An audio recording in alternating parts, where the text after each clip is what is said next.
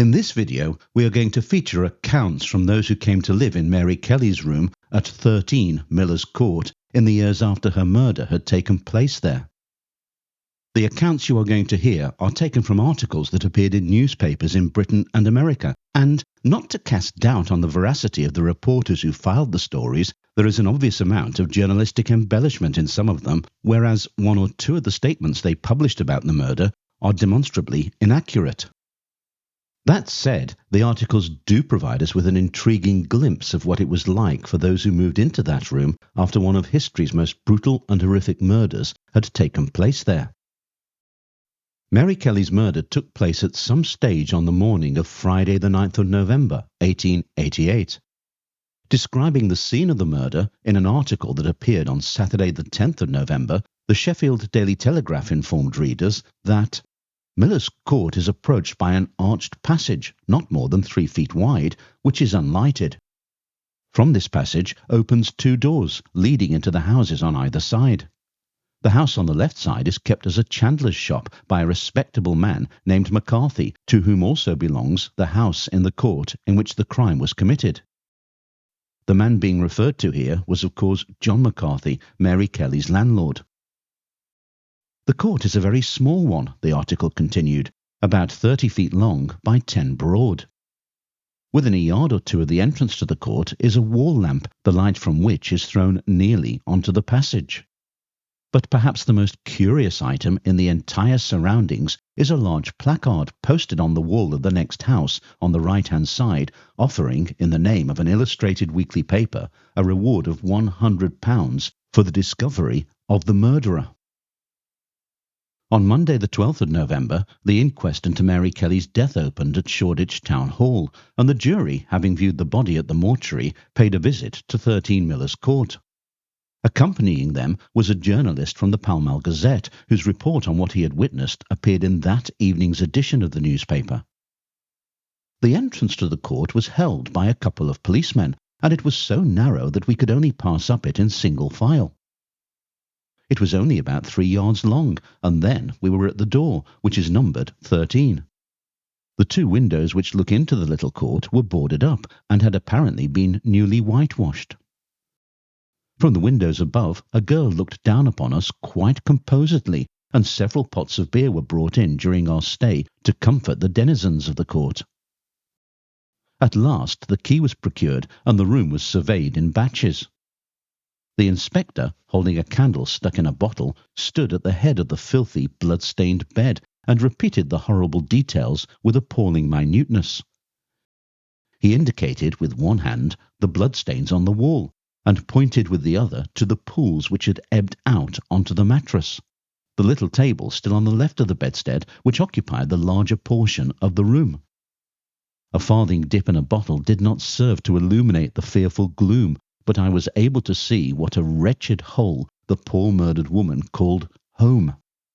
The only attempts at decoration were a couple of engravings, one, the fisherman's widow, stuck over the mantelpiece, while in the corner was an open cupboard containing a few bits of pottery, some ginger beer bottles, and a bit of bread on a plate. Having viewed the scene of the crime, the jurors made their way back to Shoreditch Town Hall to continue with the inquest into Mary's death, whilst the little room was left boarded up and silent. There were reports in the weeks that followed that the proprietor of a waxworks had offered to buy the contents of the room to display to the public, something that was surprisingly common in 19th century murder cases, but John McCarthy, as far as we know, refused to sell.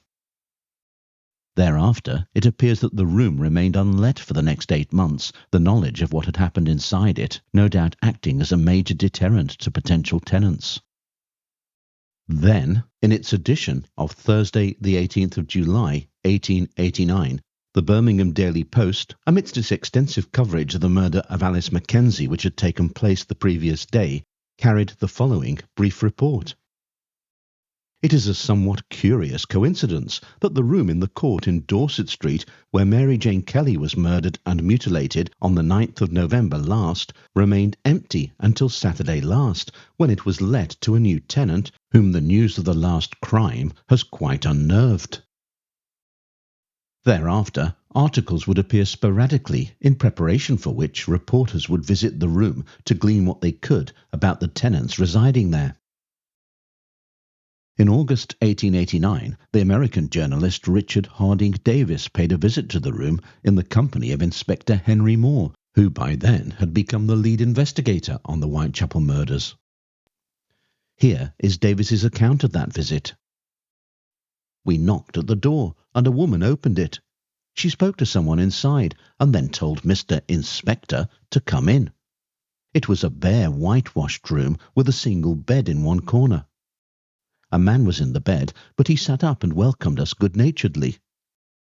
The inspector apologized for the intrusion, but the occupant of the bed said that it didn't matter, and obligingly traced out with his forefinger the streaks of blood upon the wall at his bedside. When he had done this, he turned his face to the wall to go to sleep again, and the inspector, ironically, wished him pleasant dreams. I rather envied his nerve, and fancied waking up with those dark streaks a few inches from his face. Later that year, a reporter from the New York Sun was taken on a tour of the Jack the Ripper murder sites with a police officer whom he referred to as Inspector Harris, although that wasn't his real name, as he had in fact violated a direct order from the police commissioner that officers were under no circumstances to escort strangers into that district, and to do so would render him liable to immediate dismissal if his offence was discovered.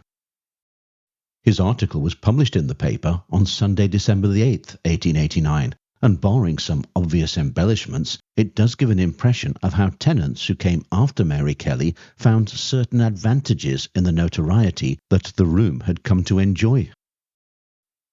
As the inspector spoke, we turned from Commercial into Dorset Street, and after proceeding a few yards up that thoroughfare, he led us into a narrow passage between two squalid tenement houses. At the end of this passage, just before the courtyard was reached, Mr. Harris rapped sharply up on a door. "Who's there?" growled a gruff voice from the interior, while 2 or 3 women appeared from the court and shrilly commented upon the impudence of men calling themselves gentlemen, rousing up poor people at that hour of the night as if they didn't have no rights in their own homes. The inspector's response was to rap again, more sharply than before, and to say, "Come now, hurry up, open the door." The door was opened a crack, and the gruff voice began, "Who the—" and upon recognizing the visitor, underwent a most remarkable change. "Oh, begging your pardon, Mr. Inspector," said a small servile voice. "Excuse me for keeping you waiting. I ain't got my clothes on." "Well, get 'em on, and be lively." Presently the door opened wide, and we entered a room about 10 by 12 feet that was lighted by a tin lantern. A bed, a chair, and wash basin were all the furniture. The occupant of the room was a short, stout, middle-aged man with closely cropped hair and a bad face wreathed in most hypocritical smiles caused by his delight at a visit from his friend, the inspector. He wore the garb of a labourer. "This is the place," said Mr. Harris, "where Mary Jane Kelly was murdered last November. She was the one who was sliced all to pieces, you may remember, and distributed about the furniture. Well, she was murdered on that bed, and that great stain on the wall is her blood."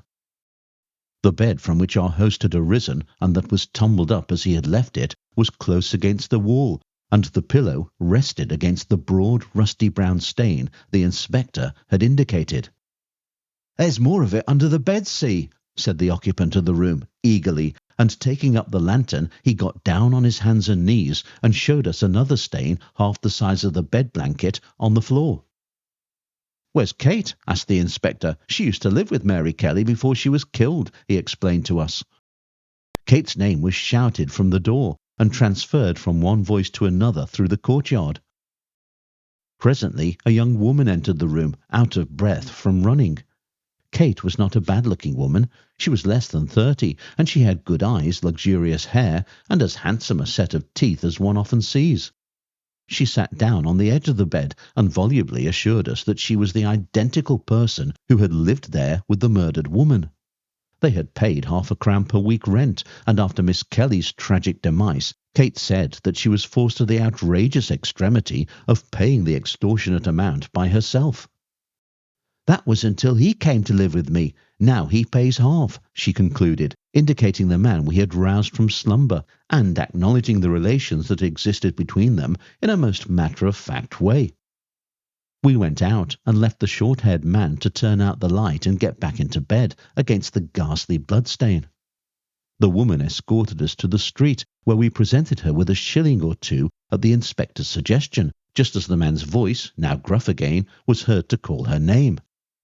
"Kate, Kate," she repeated impatiently. "It's always Kate. What'll you do when you hain't got no Kate?" she added coquettishly, bestowing a smile upon Inspector Harris. "And those people are actually compelled to live in that room with that fearful bloodstain on the wall?" I asked the inspector as we walked away. "Can't they have it painted out or papered over?" "Bless you," returned our guide, "that stain pays their rent. Why, that woman Kate made application to have the room back while the police were still in possession after the murder, and she's made a good bit of money exhibiting it since." It was evident that Kate possessed reasonably strong nerves. A year would go by before the room was mentioned in another newspaper article. On Saturday the 20th of December 1890, the Birmingham Mail published the following piece in its Table Talk column, providing details of another visit to Mary Kelly's room when a new couple had taken up residence. "Never again will I place myself at the service of an inquisitive visitor who wants to see all the sights of the city. This week I have been showing an American friend all that is worth seeing in the best governed city in the world, and as Birmingham contains much that merits inspection, you may gather that I have had rather a busy time." In return for the attention I had paid him, my American friend invited me to spend a couple of days with him in London. Well, Birmingham was gloomy enough, goodness knows, so I accepted the invitation, and a night or two ago we found ourselves in the giddy whirl of London life. Suddenly a terrible idea struck him. He had never seen Murderland, that awful area in Whitechapel where Jack the Ripper held his gory revels. Would I accompany him in a pilgrimage through the blood-stained slums of Whitechapel? Would I track the murderer's footsteps in the snow? I shrank in terror from such evening's diversion, but as my American friend was so intent on seeing Murderland before his return across the Atlantic, I could not let him set forth alone on his perilous journey. A hansom took us to Whitechapel Road, where we engaged a guide in the person of a bull-necked gentleman who told us that he had been one of the special constables on the lookout for Jack the Ripper, and that he had got 3 blooming good hidings for collaring the wrong man. Well, I will not describe those ghastly places as we saw them that night, with the moonlight streaming up on the frozen snow. There are scores of more squalid spots in the East End of London than Bucks Row, Mitre Square, Berners Street and George Yard. There are more forbidding localities in this vastly improved Birmingham of ours. The only sight which came up to the morbid expectations of my transatlantic friend was the house in Dorset Street, where the man-fiend did his butchery on Lord Mayor's Day. It is a one-room tenement down a dingy court, odoriferous of everything that is pestilential in the slum life of the modern Babylon. For a long time after the murder, the room was vacant. Nobody would take it, owing to the rumour that it was haunted by Jack's victim. But now an old couple, a talkative dame and her bedridden husband, have taken it, and if you drop £0.50 into the old hag's hand, as I did, she will show you ghastly relics of the crime that will make your hair stand on end. In a corner of the floor by the head of the bed is a huge crimson stain. It is more than a stain, for the blood has been allowed to coagulate till it has become quite an encrusted mass. "Why don't you wash the floor?" my friend asked. "I have scrubbed and scrubbed at it, but I can't get it out," replied the crone, in a tone which resented the insinuation that she wished it to remain as it was. On the plaster wall above the bed are the fading imprints of a bloody hand. "That is where Jack wiped his hands," croaked the old hag as she held a candle stuck in a bottle close to the wall to allow my inquisitive American friend the opportunity for minute examination. I fancied I heard an inward groan escape him. The horrors of Whitechapel were beginning to tell upon him, and he looked as though he wished himself back at the American Lounge at the Empire Theatre of Varieties, which he had deserted for a peep at Murderland. "Have you seen enough?" I asked him. "You haven't seen all yet," chimed in the old hag. "Don't you want to see Jack's face?" "What do you mean?" asked my trembling transatlantic friend. "Just look at those pencil marks over the bed, but don't kneel on my husband, for he's very ill." We could just see from beneath the grimy counterpane a few straggling grey hairs, which told us that some emaciated body was stretched out under the clothes, but we could not see Jack's face. "Look again, dearie," chuckled the old crone as she wobbled the candle about near the wall. "Don't you see the figure 51 in lead pencil?" Yes, true enough, the figures were there, but what they had to do with Jack's face was more than our disturbed minds could grasp. It seems that before leaving the room, the murderer scrawled 51 in pencil on the wall, but what significance there was to be attached to the figure, nobody knew. By the panic-stricken neighbours, it was accepted as a warning that he was bent upon committing 51 more murders. "If you look at that 5 long enough," resumed the old woman, "you'll see it turn into a man's face. I often look at it and think that I can see Jack's face in it." We left her staring at the murderer's pencil mark with the bottle bobbing about near the wall and fled out into the nipping night air. Never more am I tempted to escort an inquisitive stranger through Murderland. It is not the sort of thing to prepare you for a jovial Christmas holiday. The next reporter to visit the room was the Irish-Canadian newspaper journalist Kathleen Blake Watkins, known to her readers as Kit, who toured the murder sites researching an article for her Woman's Kingdom column in the Toronto Mail. Her article about her experiences was published on the 27th of February 1892, and this is what she had to say about Miller's Court. The most fearful of all these fearful places is Dorset Street, Spitalfields, where in a dismal court, the entrance to which is so narrow that but one can pass at a time, the woman Kelly was so terribly butchered some years ago. Murder broods over the place. A woman who is called Lotty lives in the room where the crime was committed, a dark, narrow room opening on the court, with no communication with the upstairs part of the tenement house. "I was her friend," said Lotty, speaking with difficulty because of a broken and battered nose given her by a kick from her husband's heavy boot. "And 2 nights before the murder she came to my room. I was living farther up the court then, and, Lotty, says she, I'm afraid to be alone tonight because of a dream I had that a man was murdering me. Maybe I'll be the next." She said it with such a laugh, ma'am, that it just made me creep. They say Jack's busy again down this quarter, and sure enough, ma'am, she was the next. I heard her through the night singing. She had a nice voice, "The violets that grow on my mother's grave," but that was all we heard. The woman seemed to have no repugnance to sleeping in the room, although the black stains on the walls and the mark of a man's head near the window were gruesome sights. She began a graphic description of the murdered woman's appearance, but we stopped her. Other women began to gather presently, and they grew voluble and seemed to gloat over the hideous details like birds of prey. They had hard faces with an evil look on them. The demands for money for beer, the curses, profane language, jokes about the awful fiend who had done his deadly work there, the miserable shrewd-faced children listening eagerly, it was all horrible beyond expression. There was a sort of apathetic, matter-of-fact wickedness about the women that had a fearful aspect. There was no flaunting, no sign of feeling because so many of their number had met with dreadful deaths. There was only a dull, everyday sort of expression of immorality on their faces and in their manners, as though such things as vice and murder were common matters and to be expected at any time, that was inexpressibly shocking. The only sign of feeling shown was when the beer appeared, and they all clustered greedily round to drink it. Although more tenants must have come and gone through the door of 13 Miller's Court, journalists seem to have lost interest in the room in the years that followed. By 1914, the name of Dorset Street had been changed to Duval Street, and the buildings on its north side were unoccupied. The Evening Mail, on Wednesday the 10th of June of that year, reported that off Duval Street is Miller's Court, a forbidding cul-de-sac containing 6 little 2-roomed cottages, notorious as the scene of one of Jack the Ripper's murders. Nor is that the only murder which Miller's Court has seen.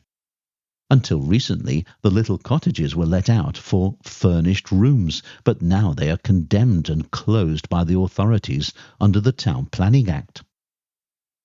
In 1920, the expansion of Spitalfields Market was given the go-ahead, and the death knell was sounded for the room and court in which the murder of Mary Kelly had taken place. The last author to visit the court was Leonard Matters, who arrived in Duval Street in 1928 whilst writing his book The Mystery of Jack the Ripper. What Dorset Street was like 40 years ago, he wrote, can only be imagined from an inspection of the district today and a walk through the narrow lanes and byways leading off Commercial Street and Brick Lane. Duval Street itself is undergoing change, and the buildings on the left-hand side going east have nearly all been torn down to make room for extensions to Spitalfields Market. At the time of my first visit to the neighbourhood, most of the houses on the left-hand side of the street were unoccupied, and some were being demolished. The house in which Kelly was murdered was closed, save for one front room still occupied by a dreadful-looking slattern who came out of Miller's Court into the sunlight and blinked at me. When she saw me focus my camera to get a picture of the front of the house, the old hag swore at me and shuffled away down the passage. I took what is probably the last photograph of the house to be secured by anybody, for 3 days later, Miller's Court and the dilapidated houses on either side of it were nothing but a heap of bricks and mortar. The housebreakers had completely demolished the crumbling wreck of the slum dwelling in which Jack the Ripper committed his last crime. Miller's Court, when I saw it, was nothing but a stone-flagged passage between 2 houses, the upper stories of which united and so formed an arch over the entrance. Over this arch there was an iron plate bearing the legend, Miller's Court. The passage was 3 feet wide and about 20 feet long, and at the end of it there was a small paved yard about 15 feet square. Abutting this yard, or court, was the small back room in which the woman Kelly was killed, a dirty, damp and dismal hovel with boarded-up windows and a padlocked door, as though the place had not been occupied over the 40 years since the crime was committed. But the strange thing was that nobody in the neighbourhood seemed to know the history of Miller's Court. I asked a very old man on the opposite side of the street how long he had been living there. "Over 40 years," he answered. Then he told me that a murder had taken place when he was a young man. "That's the house," he said, pointing to one lower down the street. "They say it's haunted, but I never see nobody coming out of it at nights." At that, all that I could suggest in reply was that he had been looking for the ghost in the wrong building. Shortly after Leonard Matters' visit, Miller's Court was demolished and all traces of Mary Kelly's room were obliterated. Nowadays, this office and retail complex stands on the site of the room in which what many consider to have been the final murder by Jack the Ripper was committed, and there is nothing here to remember his victim, Mary Jane Kelly, nor for that matter, those tenants who came after her.